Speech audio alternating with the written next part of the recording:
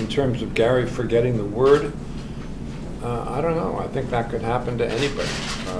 What would you all do about Sirte? What would you do about Sirte? See, we've already forgotten that Sirte was this town on the coast of Libya, which was world famous not so many months ago. It was the Aleppo of its day. So I'm not saying that that couldn't have happened to me in terms of occasionally you do blank because you're thinking about something else and you don't take the question the right way. I remember Andy Hiller. Is Andy here? Yep, in the back. I remember Mr. Hiller asking candidate George W. Bush in 2000 a number of questions about who was the president or prime minister of various countries, and the countries were not so obscure. And I think Mr. Bush was about 2 for 7. Mr. Hiller will be able to tell us. I would say 0 for 4.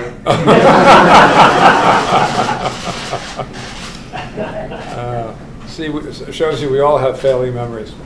But we'll just see how it plays out.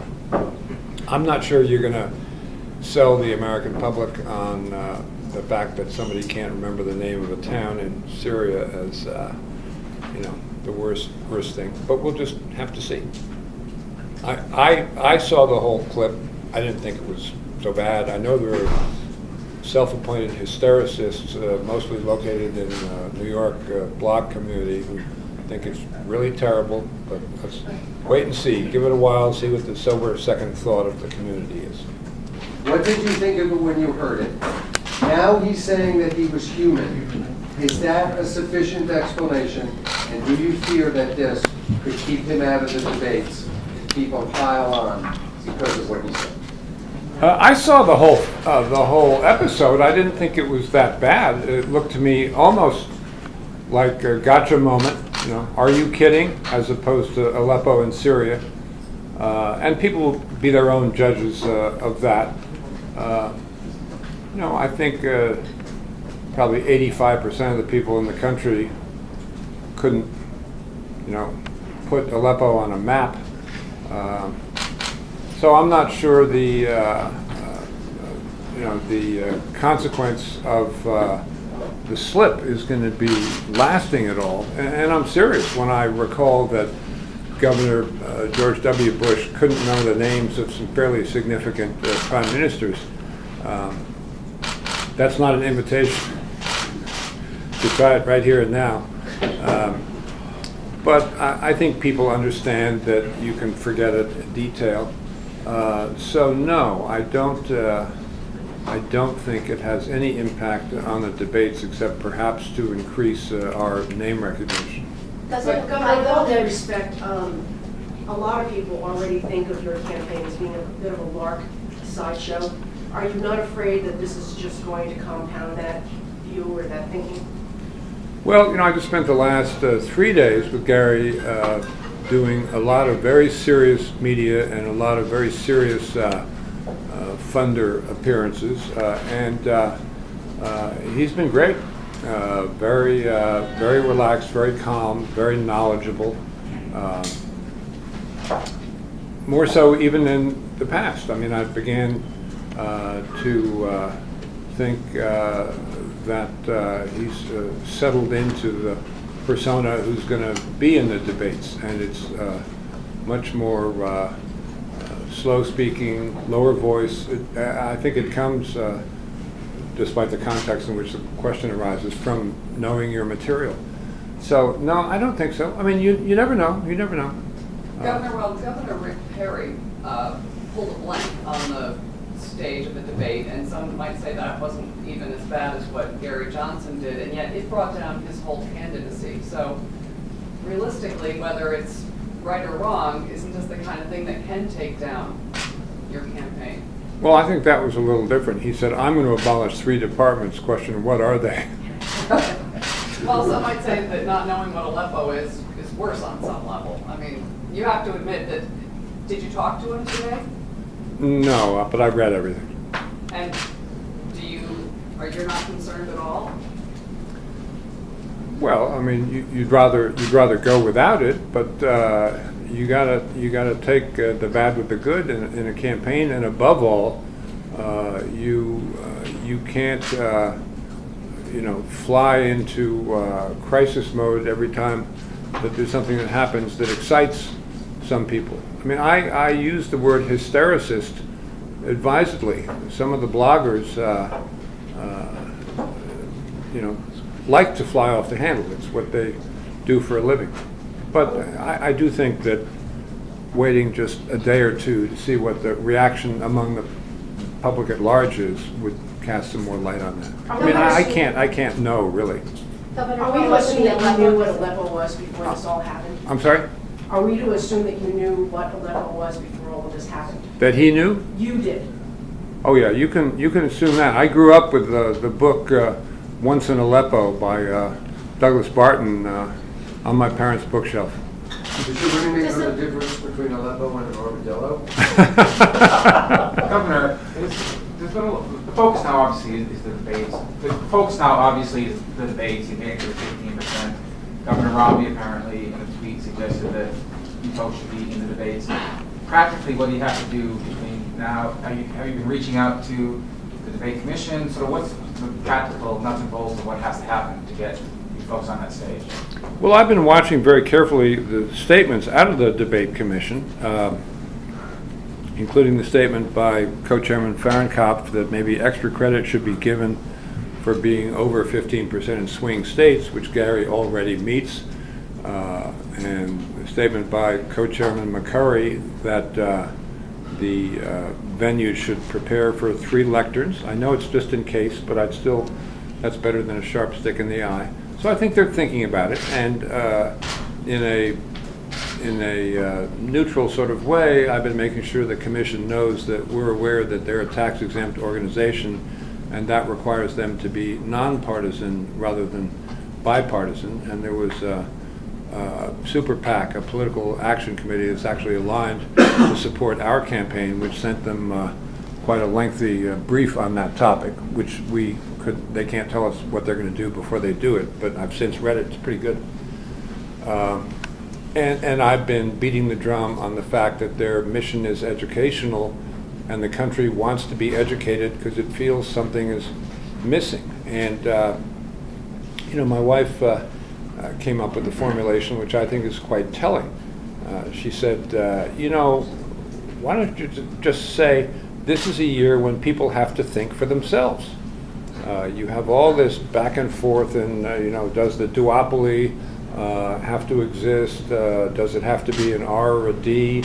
Everybody hates everything. Well, in a way, I think the answer, this is a year when people have to think for themselves, is a pretty good analysis of the situation. And I think if people do think for themselves, as opposed to thinking, I have to vote, all conservative, or I have to vote all liberal, or I have to vote for an R or a D because my family says so, or because the R's and the D's say so, I think that'll be good for the country and good for our ticket. Miss, you had a question down here? Yes, Governor, going back to the Aleppo, does that vote imply that your running mate is not ready to become commander-in-chief?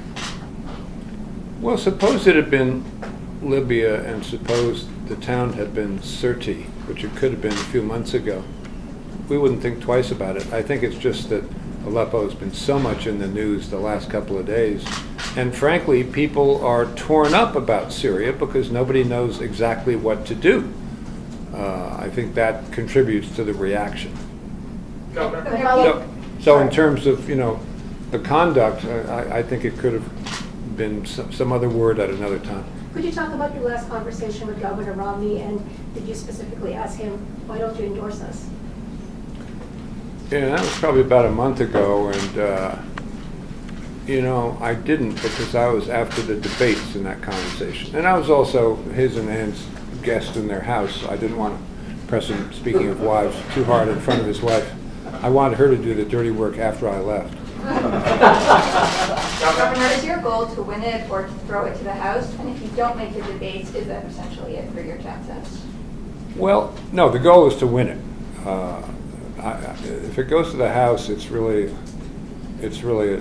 anybody's guess as to what's going to happen there. I think, we're confident in our abilities and confident in our platform, and we're confident in the downsides of the other two tickets, and we're not going to be mean about it or ad hominem or ad feminem, but we're not going to shrink from pointing out those differences. And we think that in this election, paid ads in the last week are going to be much less important than they usually are, so the fact that we'll be at a financial disadvantage will not be outcome determinative. So we do think we have a shot at winning the whole thing, and that definitely is the goal. Governor, I hope to be candid about this question. Do you believe your campaign would even be viable if there wasn't such a no way, no how with the two major party candidates? Oh, that helps a lot. I mean, it's a great year for it. And picking the year makes a big difference. Ask me. I ran against John Kerry in a year when Bill Clinton beat Bob Dole in this state by 33 points. That's known as not picking a good year. Governor, is that a yes? Is it your? That's a big contributor. Yeah. Is it your belief? But I mean, it's relevant who the other two candidates are. I'm sorry. Is it your belief now that you don't necessarily have to get the 15% anymore? Or well, if I were the commission, and Bernie Sanders said over the weekend, 15%, that's a little high, and if I were disinterested, I'd be saying at least the same thing. It's high. If you want to give somebody a chance to break into the 20% range where they, will be a real factor and where they're not known. Now, it's one thing if they're at 1% and they want a chance to get to 20% and really be a competitor. But if they're at 13% already, and you say, well, no, you get dragged down because there was a poll 3 months ago before anybody had heard of you where you were at 4%, no, I don't think that meets the spirit of the law creating the commission. Do you want to give us your odds on what you think the chances are the commission will vote in your favor for the September 26th debate? I think they're slightly above 50-50. Not a lot, but better than 50-50.